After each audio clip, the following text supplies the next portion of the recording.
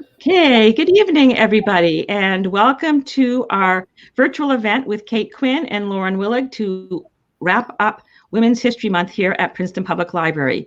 This is Princeton Public Library's virtual home on Crowdcast, and we're so glad to have you here. We have a huge crowd tonight, and in the chat, we've been seeing people giving shout-outs from as far away as New Zealand. I've seen some people from Northern Ontario. I'm in Ontario myself, Kingston, Ontario, and we have people from British Columbia, as well as all over the United States, and lots of Princetonians as well. So this is really great, and we're really thrilled to have you all here as we wrap up Women's History Month, looking at two books set, one in World War I and one in World War II. So let me introduce our authors, although I think by the looks in the chat, they are two authors that need very little introduction to our audience. We will have Kate Quinn come up, who is a New York Times and USA best-selling author of historical fiction. She is a native of Southern California who attended Boston University, and where she earned her bachelor's and master's degree in classical voice. So she went from classical voice to writing novels. She wrote 4 novels in the Empress of Rome saga and 2 in the Italian Renaissance before turning to the 20th century with the Alice Network, the Huntress, and now the Rose Code.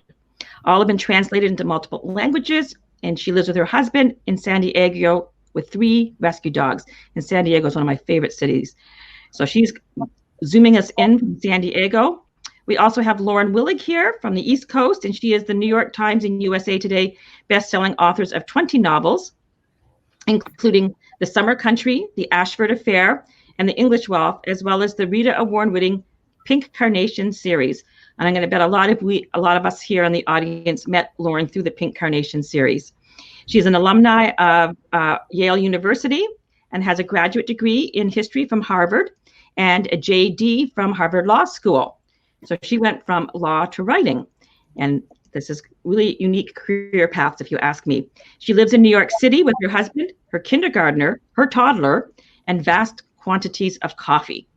So let's bring up Kate. And let's bring up Lauren. Why is my phone doing that? 706. 706. That's our musical accompaniment.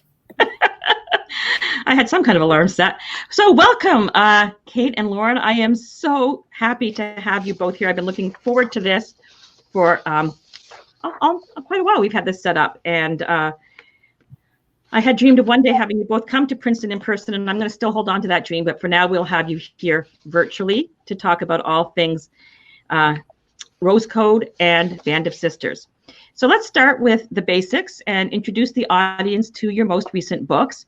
I really liked the idea of pairing 2 authors that had written books about the contributions of women during the 2 world wars for a finale for us here at the library for our Women's History Month.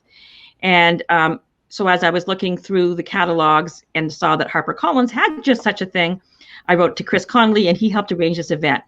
So let's get going. And we'll go in order here, just when they happened historically, just for some kind of continuity.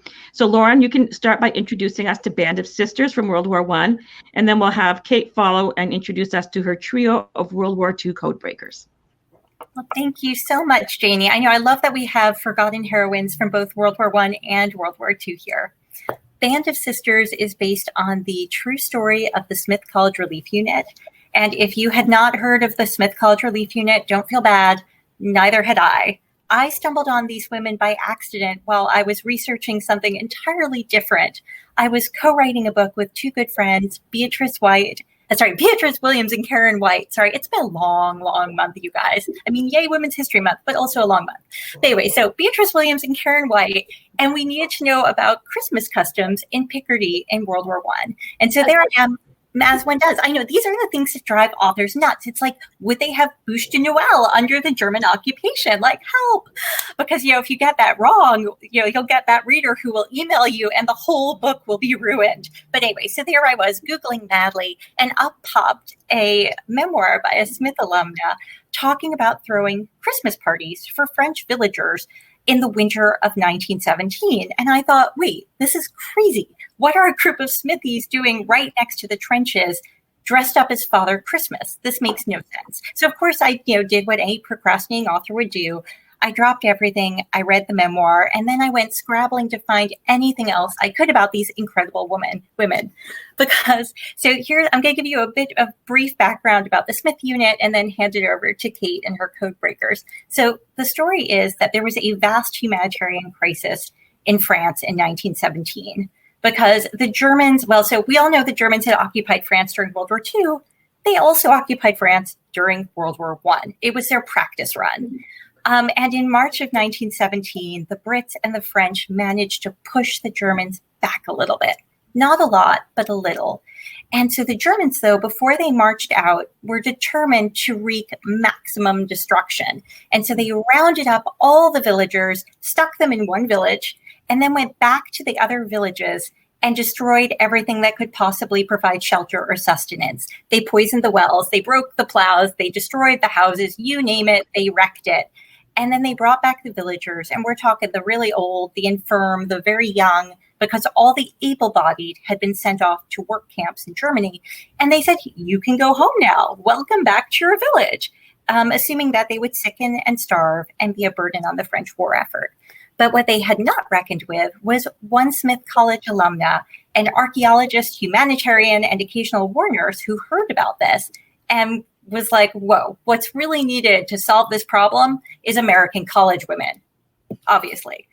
And so she went back to Boston and delivered a rousing call to arms at the Smith College Club in Boston. And her plan was basically to just get a group of Smithies out into the Somme to rebuild these villages and these villagers' lives from the bottom up. Basically rebuild the houses, provide medical care, bring cows for milk for the children, restore the agricultural base of the region, restore small industry, get the kids back in school. Basically, you name it, those Smithies were going to go out there to do it. And the alums donated and people signed up.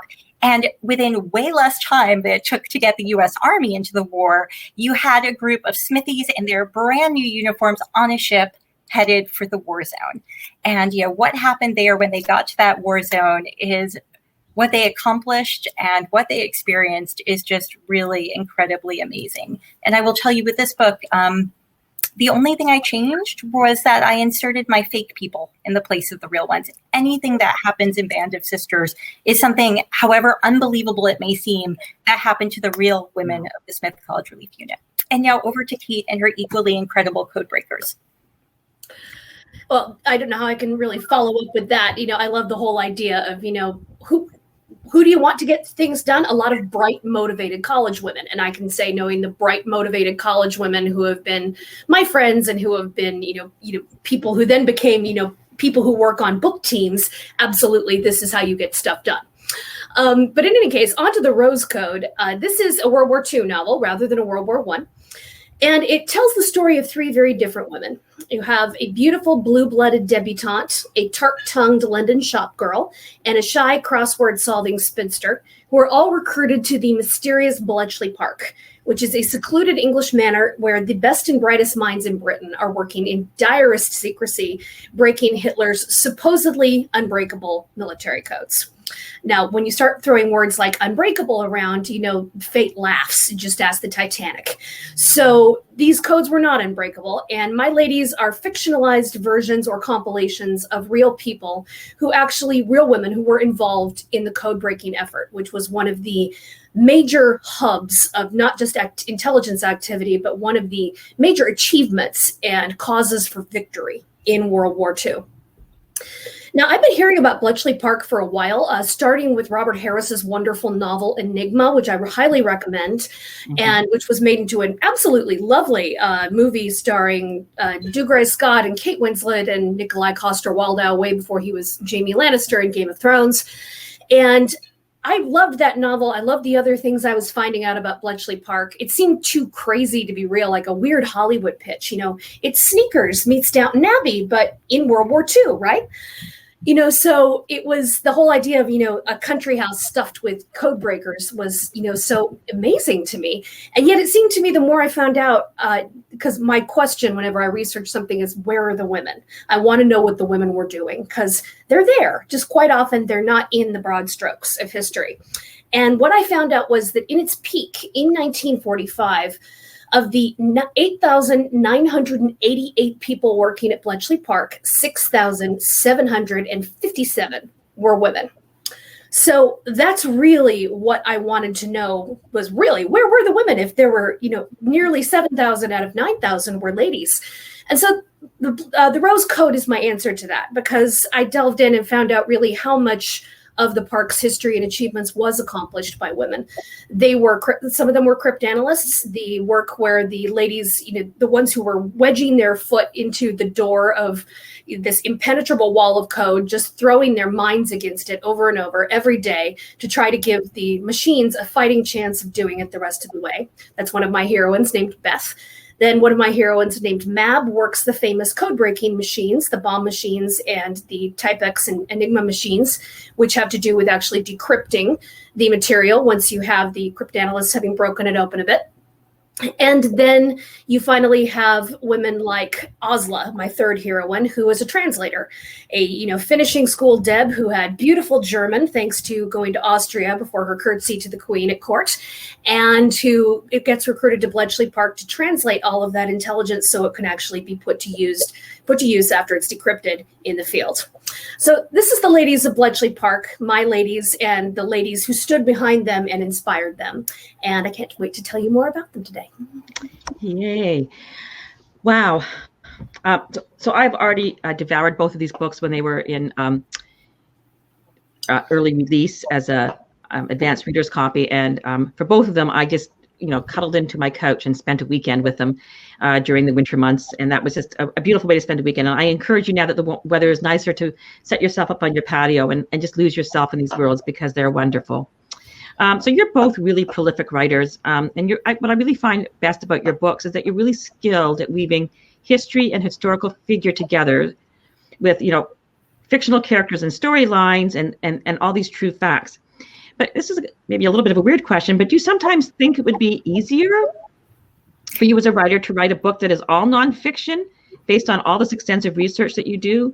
Or is it the blending of fiction and nonfiction that you enjoy the most? You want to start, Lauren, or me? Either way, Kate, whichever you prefer. Okay, I'll start with Kate this time. I could say absolutely not. I do not want to write nonfiction. That seems way too daunting to me. The thought of the footnotes alone has me breaking out in a cold sweat.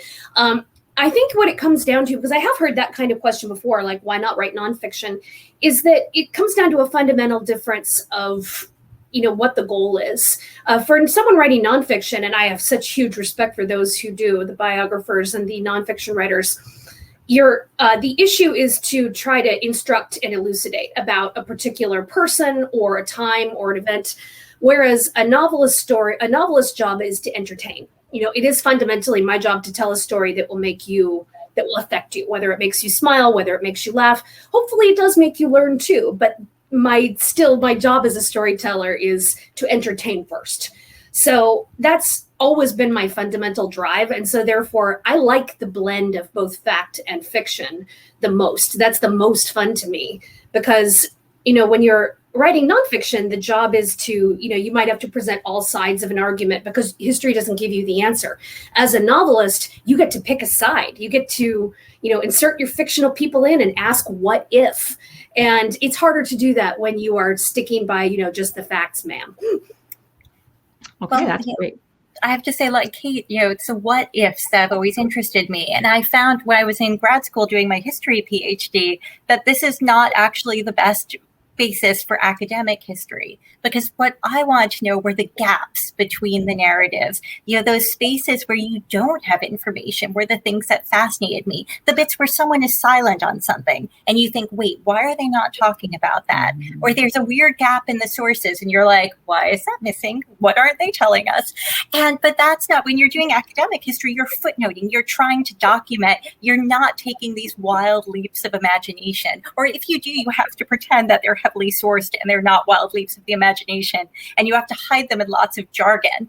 And so, like Kate, I learned, the hard way that what I really want to do is help people experience and not analyze, to live with me in those gaps in the historiography where you can take those leaps of imagination and say, okay, we don't really know exactly what happened here, but based on X, Y, and Z, we can make educated guesses.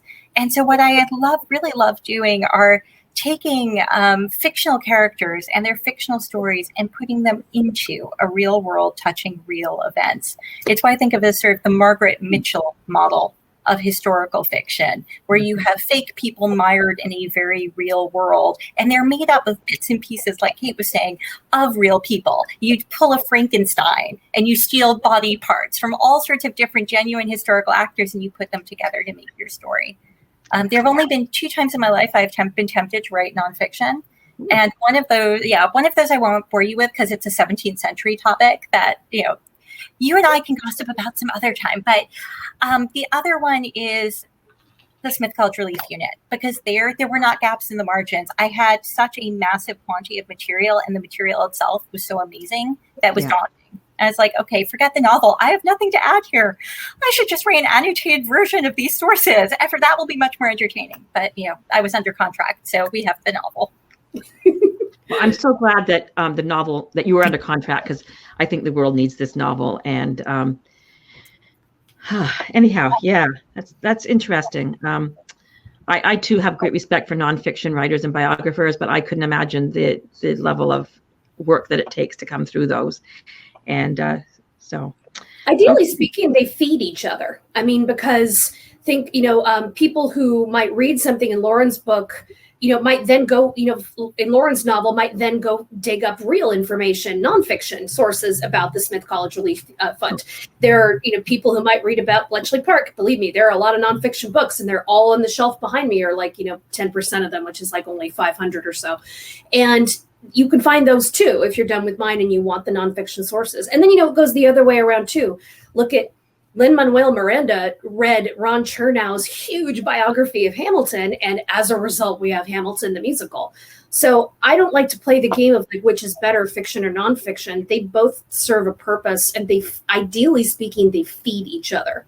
The fans for one will flow into the fans for the other, and vice versa. Yeah, I agree. Excellent. So, Band of Sisters and the Rose Code, as we have now seen through this early conversation, both explore a variety of themes, such as the power of female friendship, the struggle for women's equality in many different ways. And these themes resonate across time. And so even though these novels are set in the last century, readers today can really relate to the female characters in your book. So how do these themes relate to your own life, and what do you hope readers will come away with after reading your books? We'll start with Lauren this time. Okay, well, female friendship and the role of women, all that. Well, I had the rather, unusual experience of spending my formative years in a world peopled entirely by and ruled by women. I went to an all-girls school from the ages of 5 to 18. And so, of course, I was deeply fascinated by the nature of female friendships, because that was my day-to-day life for 18, until I was 18. There were no boys. But also it meant that all of my role models and authority figures were women. My default pronouns were she and her, because my entire world was female. And as you can imagine, when I fell in love with historical fiction, the books I was given by my school librarian were very much female focused. So I read, E.L. Königsberg's A Proud Taste for Scarlet and Mauve, or about Eleanor of Aquitaine. I gorged on Jean Plady's Queens of England. Mm-hmm. And so for me, history was about women doing amazing things. And I remember the shock when I got to college and coeducation and discovered that that was not how history was taught or experienced for most people. Which shocked me, because to me, history was Caroline of Anspach running England with a little help from Robert Walpole, while her husband, George II, entertained himself with the mistress she had found for him so he wouldn't get in her hair.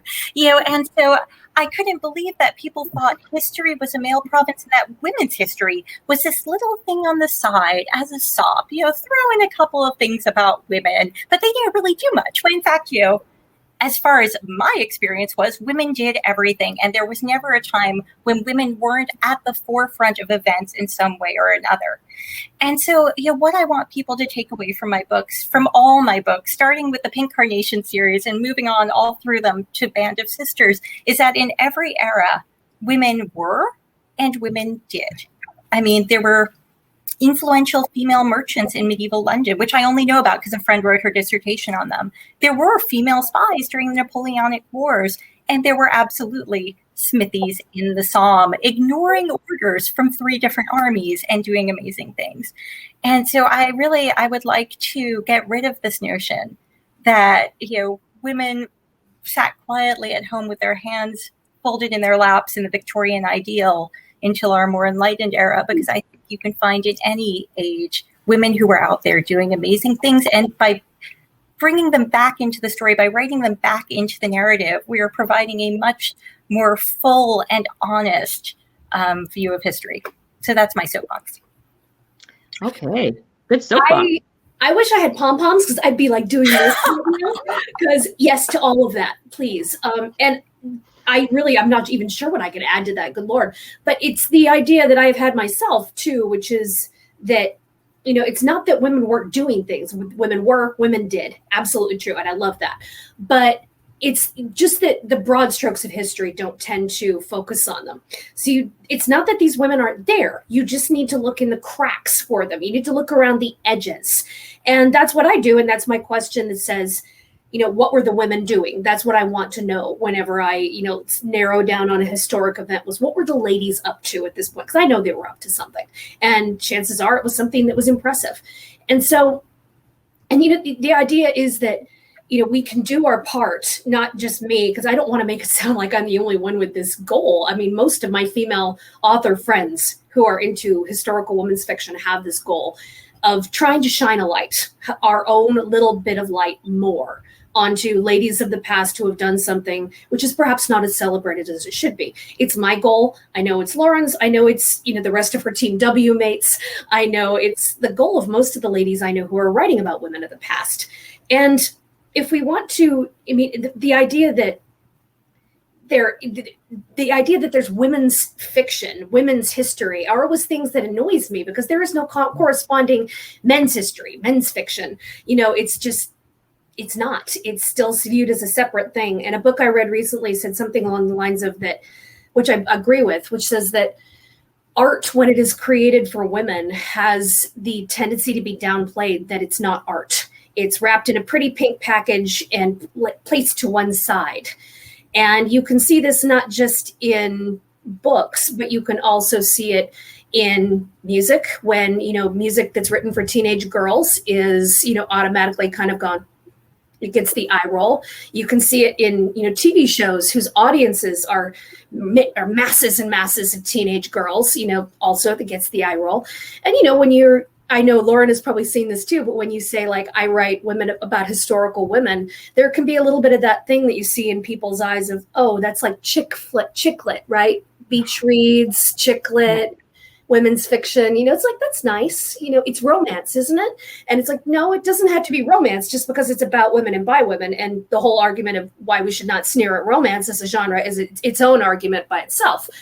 But this is part of what we do, I think, is to try to make our own argument and our own case that women in the past deserve every bit as much credit for the things that they did as any of their counterparts of any gender, and that the art about them needs to be valued on its own merits, just the way any other art by anyone of any gender would be.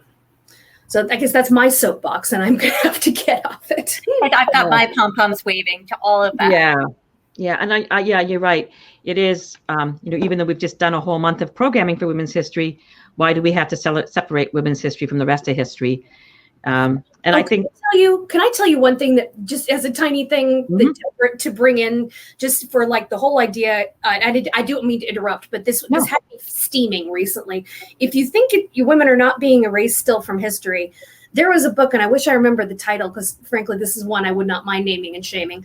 But it was a nonfiction book about the Medicis that my mother, an ex-librarian, was reading, and it had a family tree of the Medicis in the front papers in the front, and they only listed the male figures. Hello, Catherine de Medici. Anyone?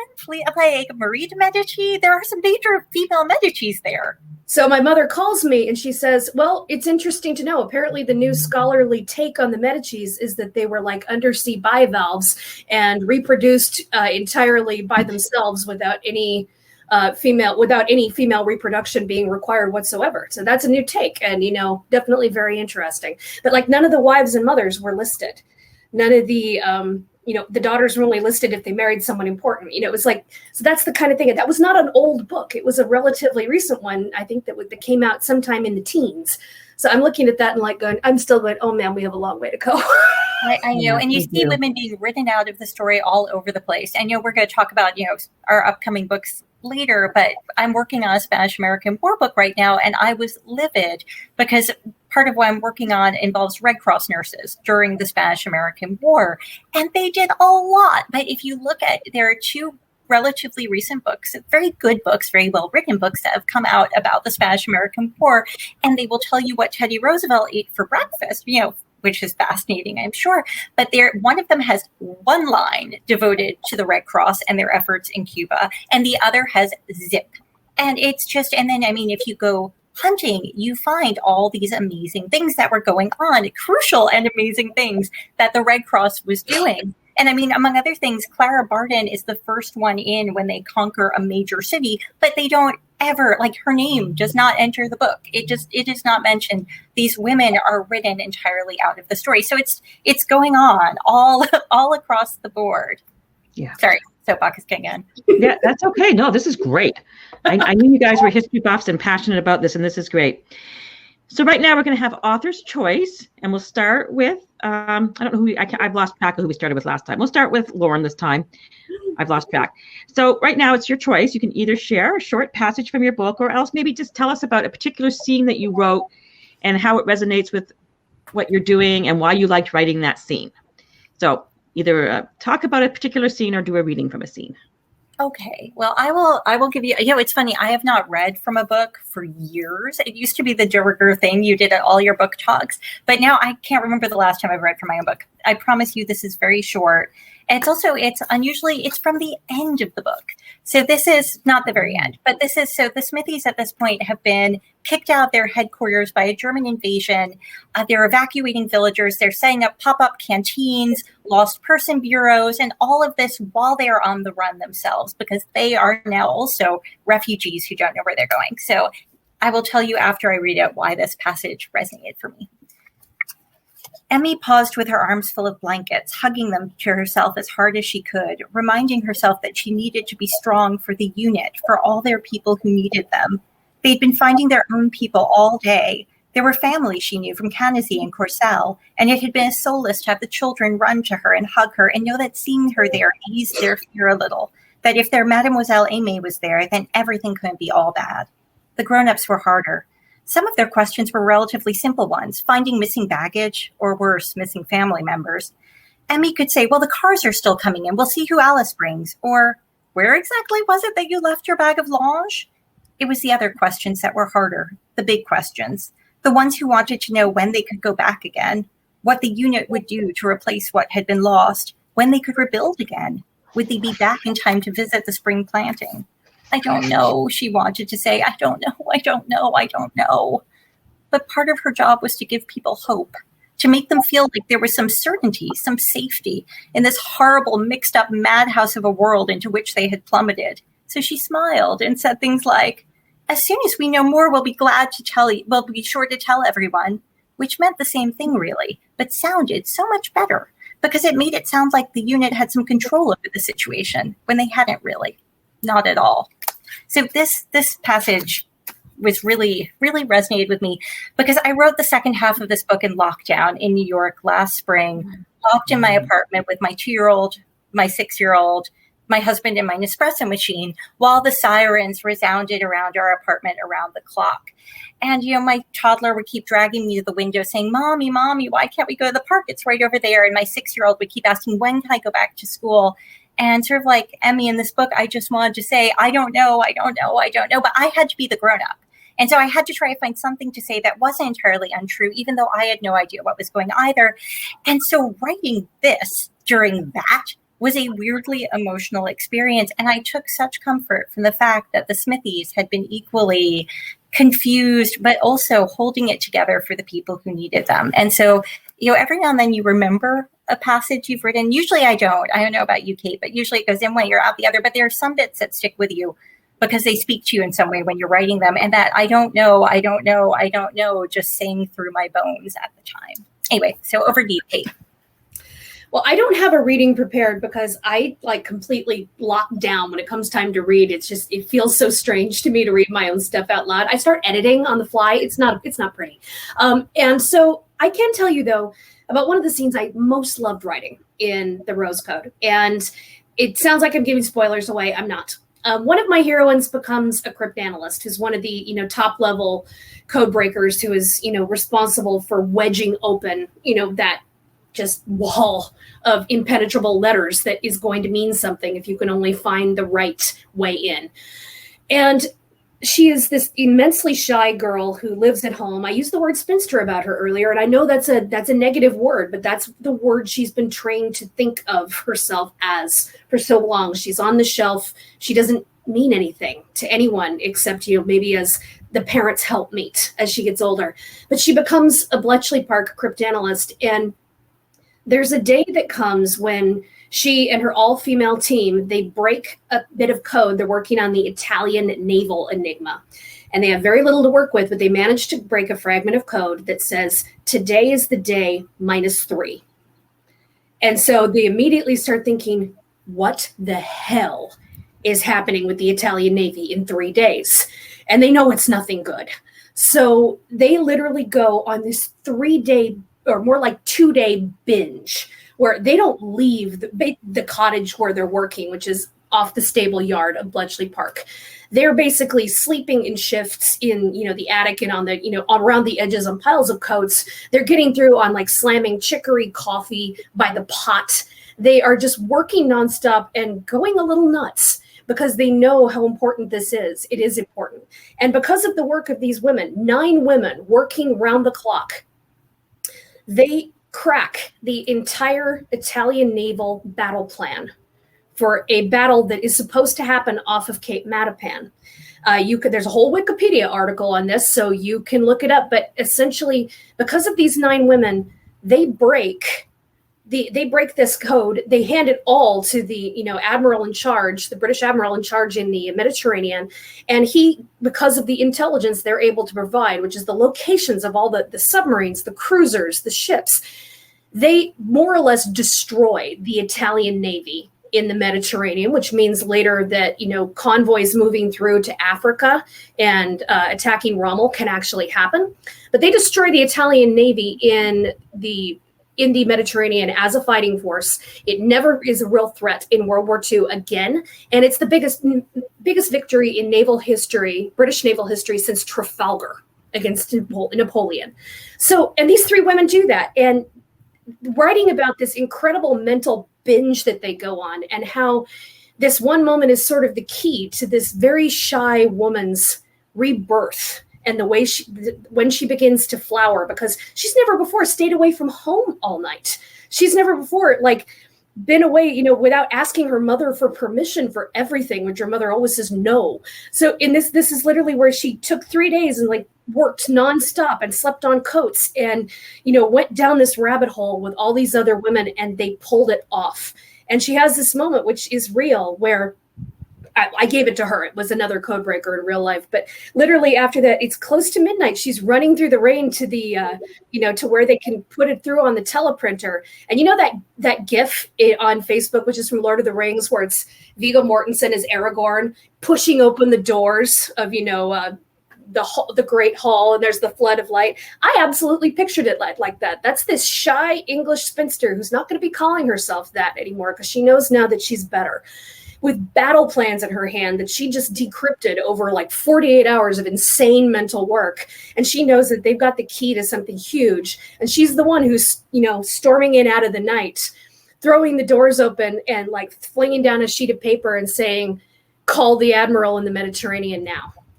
And that was a scene I loved writing because it wasn't just a scene that history gave me, this real achievement from real women, but it was where it became the key to this one woman, my fictional heroine's development, where that's the moment she really steps out of this shadow that she has been living in and becomes much more of her own person. And that is not something that even the most controlling mother or most controlling, limiting home life can ever stuff her back in that box that she was in before.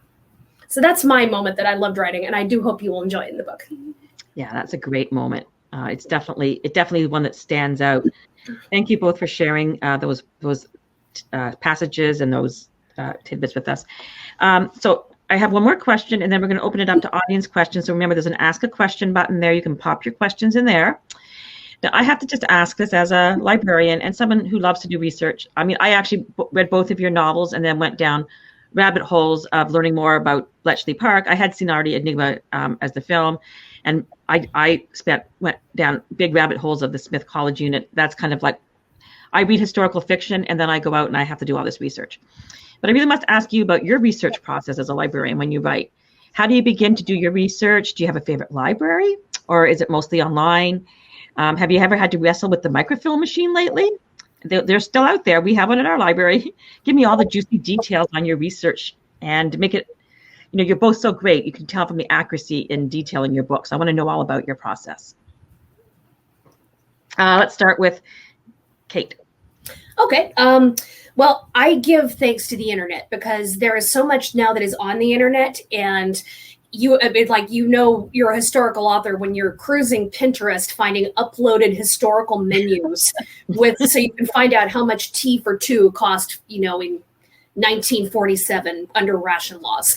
Things like that are just absolute blessings. I have not had to deal with a microfiche machine or anything along those lines for quite some time, thank goodness. But the rabbit hole is the fun part of the research, and you have to love that, I think, if you do what we do. And I always love the moment. There are, maddening times when, you're going down some rabbit hole to try to find, what is a particular date, what would a particular menu be like? Does a zipper at this point down the side or the back of a woman's dress at this point in history as opposed to this point? These are the things that can drive you crazy because it's the little details that catch you. And those are the little things, if you get them right, that really make a book spring to life as far as building a historical world. But the fun part is when you go down that rabbit hole and you'll emerge with some fact you had no idea was there, which will change your story in some exciting way. And I love that moment because after a while, it can start to feel like, those old time dowsing rods that people have where you'd walk around with a forked stick and supposedly it would quiver when you found water. Well, that was buried way under the ground. Well, it kind of starts to feel like that as a novelist where you have a dowsing rod and you're poking around. And after a while, you get an instinct for, why don't I dig here? There's something there. I just know it. And more often than not, there's something there. It might not be what you're expecting, but it's something. And you get an instinct for that. And I don't know any historical novelist who has not had that happen. So that's the fun part of the job. I've also been very lucky. My mother was a librarian. I was raised in libraries, running around them my whole life. And when my mother was working a research desk at the library, when she's retired now, but when I was younger, when writing novels then, I used to just call her up and say like, hey, could you run down a fact for me? Because that's literally what her job was. And she'd be like, yeah, it's been a really slow day. No problem. I will say, though, that when it's your mother at the research desk, it really is better to lead off with, this is for a book I'm writing, when your question is, I really need to know what the early onset symptoms of syphilis are. And do we have any mercury at home to treat it? Yes, that's what it was. And of course, a lot nowadays, you would go into the internet to find that and not give your mother a heart failure at the research desk of the Southern California Main Library. So the internet is good for that as well. Yeah. I know we must have the most horrifying search histories, I am sure, including things like, what does a bludgeoned wound look like? Actually, my husband still jokes. I had to research accidental stabbings for one book to try to figure out if someone could accidentally fatally stab someone. And you would be amazed how many accidental stabbings there are out there. So now every time my husband's there holding a cake knife, I'm like, stand still, Daddy's got the knife. Don't go too close. He's like, I'm not sure I buy this whole accidental stabbing thing. Anyway, digression. But yeah, search histories. So my research process was shaped by an article I read back when I was a teenager, when I had my subscription to the Writer magazine. And there was, didn't all teenagers subscribe to the Writer magazine? But anyway, there's an article by John Jakes talking about how before he started any book, he would spend a year just reading, not doing anything else, not taking notes, not plotting, just reading everything he could get his hands on. And I've never had the luxury of a full year, but I always like to try to take at least 2 or 3 months to do that. I do nothing but read. I go on an orgy of book buying, and I will buy up all books I can find related to my topic, and I will just read like crazy. I will put sticky notes in, but after a while you have so many sticky notes, your sticky notes are sticky noted. But as Kate was saying, this is the most exciting stage, because you never know what's going to shape the book and the characters. It all just sinks in. And, I get everything I can get my hands on: monographs, memoirs, letter collections, biographies, journals, you name it. If it's at all related, I will read it. And I found quite frequently my book will change drastically in my head as I'm reading based on new information that's coming in. I do also, so one of the first things my advisor told me in grad school was make friends with the librarian. And I have a secret weapon, a very good friend of mine who I did not make friends with just because she's a librarian. I love her and she's amazing, but she's my secret weapon. And whenever I get stuck on a book and really can't find material that I need, I will email her and throw myself on her mercy, and she will find things that should not by any rights exist, but do, and will save the book for me. I will also say along those lines, if we have a moment, but being able to consult with experts is a wonderful resource now, because the internet has made it easier to get in touch with people. And also it's a wonderful thing that you have for, a circle of writers, that like quite often it's like you can put out a Hail Mary to your friends and be like, does anybody know a medical expert? Because I really need one for, my climax. And this is how I had literally, it was for the Huntress, I think. I had a whole chain of emails going with a firearms expert who was related to a reader friend I had on Facebook. So that's how I found him, who was answering questions for me and we had this whole email chain, first of all, that's along the lines of where I'm asking, how can you make a hunting rifle blow up in someone's face so that it kills them, but it looks like an accident? And no, I swear I'm not trying to kill anybody. And so he gives you this whole directive, which is, probably somewhat disturbing to an outsider, and how exactly you would do this. And then after that, I'm emailing an ER doctor in Canada who my friend Jen Robson put me in touch with when I put up that Hail Mary about needing a doctor expert. And I'm saying, okay, I need a guy dead. How would he die if he had a hunting rifle explode in his face? What would the injuries be? And he's emailing back like, how long do you need him to linger? And do you need him to suffer, or do you need him to be, out of it? And it's like, no, suffering is fine, but he needs to linger at least a week and then die no more than 2 weeks. And he's like, okay, I can work with that. You need him to be communicative. Does he talk? And I'm like, no, he can't be able to communicate. And I'm like, okay, loss of the tongue, cracked eye orbital. And he gives me this whole thing. And it's only after that I'm looking at this entire exchange of emails between a gun expert and a doctor. And I'm thinking, if I don't have Homeland Security end up on my doorstep, I am going to be very, very lucky. And this goes full circle back to what Lauren said about writer search histories, which are strange and frightening places. And what writers' friends have to put up with. I have a good friend from college who is a doctor, and his hobby is historical epidemics. And so my last book had a cholera epidemic, and I am there at like 1 a.m. because he's in California, I'm on the East Coast, texting him, okay, John, so I have this list of period remedies used in Barbados during the cholera epidemic. Which of these would have actually had any effect, and which would have made it worse? I'm texting him all these things I have from the primary sources, and he's like, well, this is the way this will affect your body. And actually, laudanum is the only thing that might actually work. And it's exactly, it's amazing who you can reach, what you can find out now. And writers, we are shameless. We will call on anyone we know, call in all sorts of favors to get just that little piece of information we need. Yeah. Well, I'm glad that you both have personal librarians in your life. I think everybody needs to have a personal librarian in their life. And, I have a teenage son who's a senior, and he's often, said, I don't know how kids get through high school without having a mom who's a librarian. I'm like, I don't know either. Like, lucky you. So let's open this up a little bit to some of the readers' questions, they are readers, and our listeners here today on our call with us.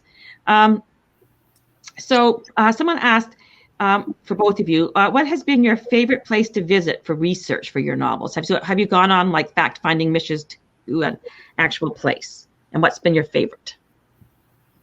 I can say Bletchley Park. I adored going there. I spent about 4 days there pre-pandemic, and it is a fantastic historic center and visitors experience now. They have a lot of the huts mocked up to look like the way they would have looked back in the 40s. So it really does feel like you're walking into the past. And as lockdown lifts and you're able to safely travel and you want to go to the UK or can, I highly recommend going.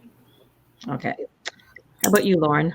My most memorable research experience was in Barbados. I love the Barbados Museum and Historical Society. It's an amazing place, but a lot of it is open air. And I had not realized that, mosquitoes find historical researchers very attractive. So I got amazing information, but also the worst mosquito bites of my whole life. So I will never, ever forget that research trip. I highly recommend it. Just bring something with all the illegal chemicals, like whatever you need to keep those mosquitoes off you, and then enjoy. Bathe in napalm and then go, essentially. Okay. Mosquitoes love me. I think you're onto something. I know. We can just contact my doctor friend and ask him what remedies can we use that will keep the mosquitoes off. So here's another interesting question. For both, what do you do, or if anything, to put yourself into the time period or the mood that you're writing about? Like, is there anything that you do to try to get yourself into that mode? I rely on period music. So I play a lot of World War II music for this book. I also did not necessarily period, but also a lot of soundtracks. I have the soundtrack for Enigma, for The Imitation Game, for Darkest Hour and Dunkirk. A lot of World War II movies out there with some great soundtracks. And I've started doing a fun thing, which is that I tend to wear a different perfume with every book, which is really kind of a gimmicky thing, I know, but scent memory is powerful. The idea being is that when I smell something, it's like, oh, time to buckle down now, word count. So for this one, I do actually have it here. It is a perfume called Enigma, because what else could it be called except Enigma, which was the name of the code breaking machines the code machines that they were trying to crack. And it's a slightly old-fashioned sort of 40s-ish perfume. It's the kind where you only need a teeny bit and you'll smell it all day. But it really did help me get in the mood. I do a similar thing, but with coffee.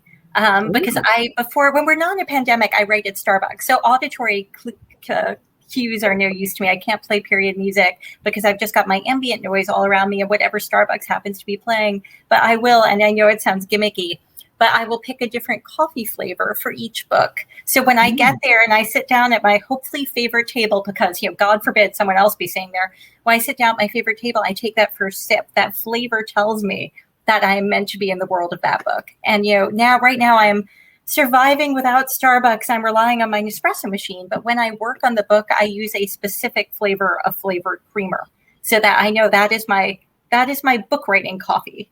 And so I can get my head right into that space, because we're creatures of habit. We need those little cues to help us get into the book, so we don't sort of slide off and start checking emails or reading, BuzzFeed or whatever else we do to procrastinate. Yeah. That's so awesome and quirky. I love it. I never would have thought of having a flavored coffee to put yourself in the mood, or a perfume. That's great. This is a question just for Lauren. Someone was wondering, did you have other sources for the Smith College Relief Unit beyond the alumna memoir that you found? And did you do archival research for the novel? Well, it's funny. Most of my books are, probably I'd say 80% secondary sources, 20% whatever primary sources I can scrounge. This book was 99.9% archival. There are very few secondary sources on the Smith College Relief Unit. There are a few lines written about them in books about Americans who went abroad in World War I. There are 2 monographs being written about them right now by professors at 2 different institutions, one of them at Smith, but those books are not going to be out for a while yet. So after I found that memoir, I tracked down first excerpts of their letters in the Smith Alumni Quarterly, and those letters were amazing. I mean, for anyone who has read Anne of Green Gables, they read like Rilla of Ingleside. It was that tone, that combination of snark and earnestness. But there were some interesting dots. Like these were heavily edited letters. There was also a pamphlet that had been put out in the 60s telling the story of the unit through their letters. But this was, again, clearly a very highly whitewashed, good parts version where things have been carefully edited. And so I knew there were papers at Smith College. Smith College Special Collections has an amazing library guide online. But, as Kate also knows, you can only tell from those guides whose letters they have, not exactly what they have or how many they have. So I emailed the lovely Special Collections librarians and said, so I was really hoping I could get these files. And she said, well, do you realize how many pages are in those files? And it turned out it was thousands of pages of material, including letters, photographs, journals, all these sorts of materials from their time in the Somme. And so I spent 3 months reading through the letters these women wrote home from the front, detailing every facet of their daily existence, their infighting, a coup that took place within the unit, you name it. They wrote about it, and it was just incredible. And it's every historical fiction writer's dream, and I will never find a bunch of papers like this ever again because it's just too good. But so that was how I researched Band of Sisters. It was almost entirely archival. Wow. That's a really great treasure. This is another question for both of you. So we'll start with Quinn, Kate Quinn here for this one. Wanting to know for both of you, though, what is a favorite historical novel written by another author that you loved? So someone other than yourself, do you have a favorite? Well, I would feel remiss if I did not mention what I think is going to be one of the best, historical novels releasing this year, which is my lovely friend Stephanie Drey's The Women of Chateau, Lafayette. And I would love this book even if she was not my friend, because I read her novels before I ever became friends with her. So I assure you my recommendation is pure. But it's wonderful because, it can be very easy with historical fiction to want to just do the sort of A to Z, like, marching sedately down a line of historical facts or, a biographical, high points and low points. But she did a thing where in Chateau Lafayette, where she tangles up this incredibly ambitious interweave of 3 wars, 3 women, 3 historical timelines. You have a World War I story, a World War II story, and a French Revolution story, each with its own heroine, all revolving around a castle in France, which used to be owned by the Marquis de Lafayette, America's favorite fighting Frenchman. And it's all about, and the way these are linked, it's not just by location, it's about legacy. It's about the legacy that women have in preserving democratic ideals and carrying on the fight for those ideals. And it came out today. I really can't recommend it highly enough. So The Women of Chateau Lafayette. Who's the author again? The Women of Chateau Lafayette by Stephanie Drey. Ooh, gonna go look that one up. Okay. And Lauren? Okay, well, since you mentioned Steph first, I can't do it, but I am very excited about a book called Island Queen by Vanessa Riley. I read it. It's so good. Oh, I'm so jealous. I'm dying to read this because it's the little known story, and it should be better known, of a woman named Doll Thomas, who was a female entrepreneur in the 18th century Caribbean. And I bumped into this woman when I was writing, well, not literally, in the archives, when I was writing my own early 19th century Barbados book, and she's just a fascinating character. And I am so excited to read Vanessa's book about her. And I also, one of the things I have always adored about historical fiction is its ability to teach you about places and people you don't already know, to transport you to totally different worlds. And so I love that this is such a different place and time period and story. And I hope everyone reads Island Queen by Vanessa Riley. I can second that. That's one of the last ARCs that I read. It is amazing. Okay, great. Okay, let's just do one more question. We're going to wrap up after that. we've already talked a lot. There was a question here about balancing research and writing. And I think we've already done quite a bit on that. But someone else wanted to know, how long does it take you generally to finish writing your first draft? So that's from putting pen to paper to finalizing the story. And that's not counting rewrites, edits. Okay, first draft, you said? Yeah. So first drafts, how long do they take? Well, for me, it's usually about 6 months of dithering over the first 6 chapters. I take forever on the initial part of the book because I'm very character driven. And so I'm getting to know my characters and their voice and figure them out. And for whatever reason, and I've tried so hard, but I just can't rush that bit. I have to go and keep rewriting those first 6 chapters, and it usually takes really about somewhere between 4 to 6 months to get those first 6 chapters to where I need them to be. And then I write the last, 24 chapters in a mad 3-week caffeinated fever dream. No, that sounds right. I can't give you an answer because every book of mine is different. Every book feels like it has its own pace. Some are problem children, some are not problem children. I do tend to do what Lauren does, and I do, some months of reading before I really ever do any drafting at all.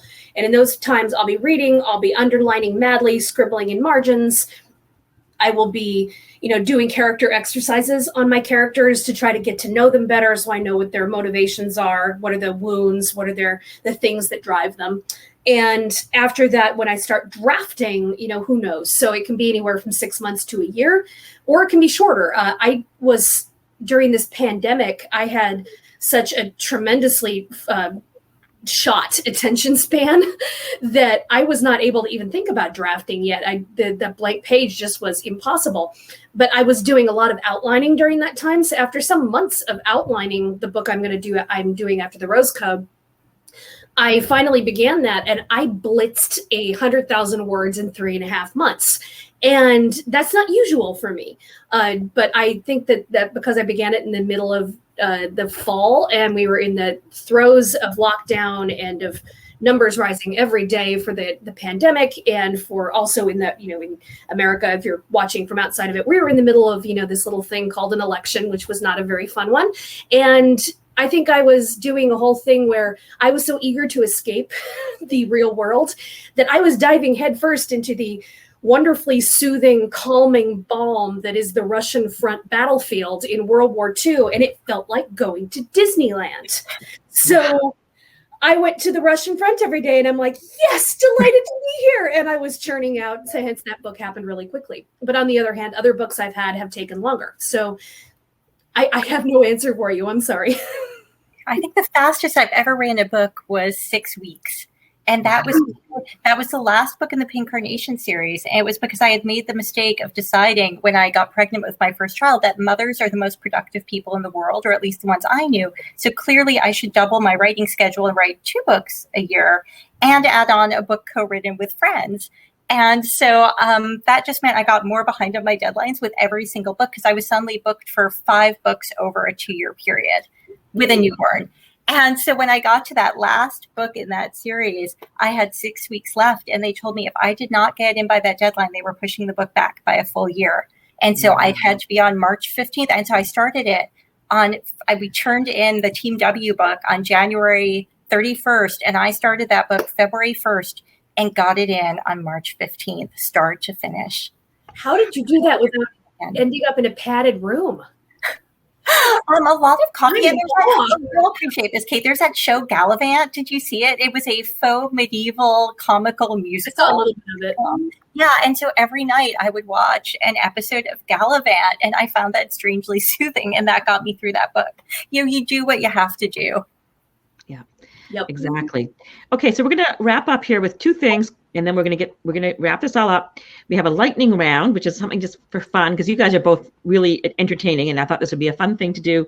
And then we'll have you each tell us what's up next on your work pile, and we'll wrap up for the night. So this is not intended for you to give a lot of thought to these, just to give us your answers. And each time we just have to do a certain order. So we'll go Kate and then Lauren, just to keep it easy and not trying to go back and forth like I originally was thinking. Okay, So these are lightning round questions. Mountains or beach for a getaway? Beach. Mountain. Describe yourself as a teenager in 3 words. History music nerd. Historically obsessed reader. Okay. Favorite historical era? Tudor period, originally. 18th century. Okay. What is a book you would recommend, an old favorite, to the audience? Sally Watson's YA historical fiction. My first and favorite was Lark. Okay. Ellen Montgomery's The Blue Castle, her little known but amazing standalone. Oh my God, can I change my answer to that? I love that book. Sunrise or sunset?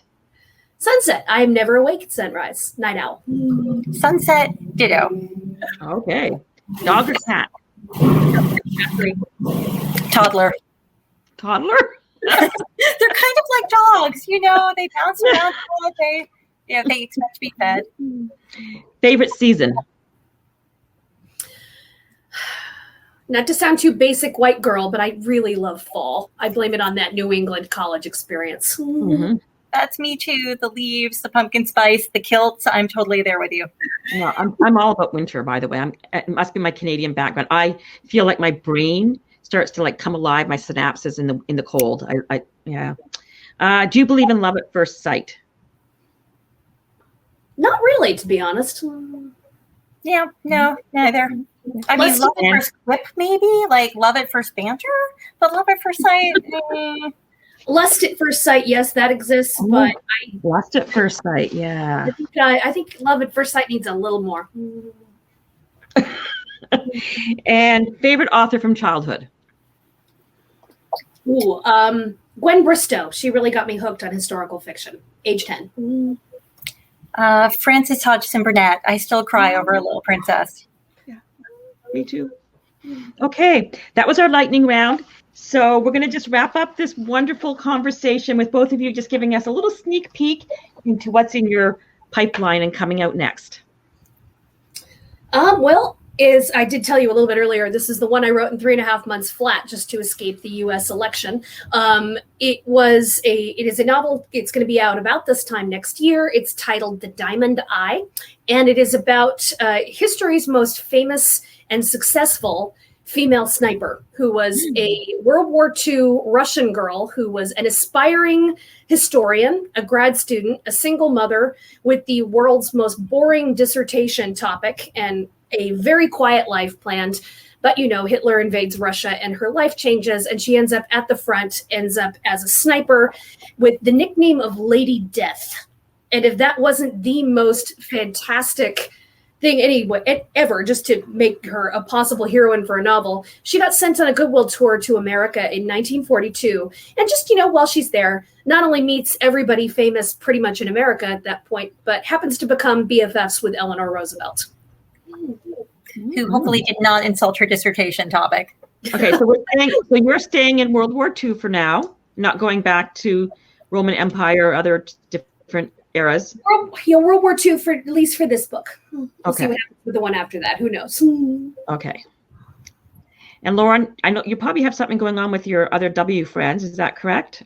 Yes, we're actually working on the 4th Team W book right now. It's going to come out. It's set in Newport in 3 time periods. Gilded Age, because, you know, of course, with Newport. Gilded Age, 1950s, and the present day involving a mansion makeover show, because we just couldn't resist. That one, it doesn't have a title yet. It will come out in autumn of 2022. So I guess a year from... Where are we? What time of year is it again? Okay, a year from yeah. So are you working on anything individually then? I am working on a sort of prequel to the Smith book, to Band of Sisters. I had not intended to write a prequel, but you know how sometimes you're working on a book and a character starts poking you, demanding your attention? I was really fascinated by the founder of the Smith unit, that groundbreaking archaeologist, humanitarian, and war nurse I mentioned. And there were some weird anomalies in the real life woman's past that caught my attention. This was a woman who graduated from Smith in the 1890s and went off to Greece to excavate. You know, she went to the American School of Classical Studies in Athens and was like, "Hi, I'm here to dig things up." And the guys were like, "Sorry, you're a girl. Girls don't dig. Would you like to be a classics librarian?" And she was like, No, you don't understand. But while she was there fighting for women's rights to excavate and bicycling around Athens in bloomers scandalizing people, the Greco-Turkish War broke out, and she wound up flunking her Red Cross class, but still pulling strings with friends in the Greek aristocracy and getting herself sent to the front. But this was where things got weird. You know, I was talking before about the gaps in the historical narrative. Mm-hmm. So the thing no one talks about with this woman's life, a year later, she winds up digging up part of Crete in a groundbreaking discovery and making archaeological history. But in the intervening year after the Greco-Turkish War, for no apparent reason, she goes back home to the States, joins Clara Barton in the Red Cross, and nurses in the Spanish-American War. And I could not figure out why she did that. But while I was writing Band of Sisters, this character started dropping these hints to me about her past and why she did that. So I'm writing her book. It's a story of a young, ambitious young woman in the 1890s who wants to be an archaeologist, but finds her life shattered in the Greco-Turkish War and then redeems herself in the battlefields of Cuba. So that's what I'm working on. It was supposed to be out next spring, but the whole no childcare thing during the pandemic kind of crushed me. There was not enough Nespresso in the world. So we've pushed it back a year. And now that one will be out in spring of 2023. Okay. Wow. Those are really great projects coming up. Is there anything else that we have to say before we I love virtual events because we can all gather from around the world and it's so easy. But I always find the endings like really awkward, don't you? Like, it's like we're all here, we're all talking, and then I hit the end broadcast button, and then it's like, boop, we're gone. So I'm going to boop us off. But anything else that you want to say before I do that?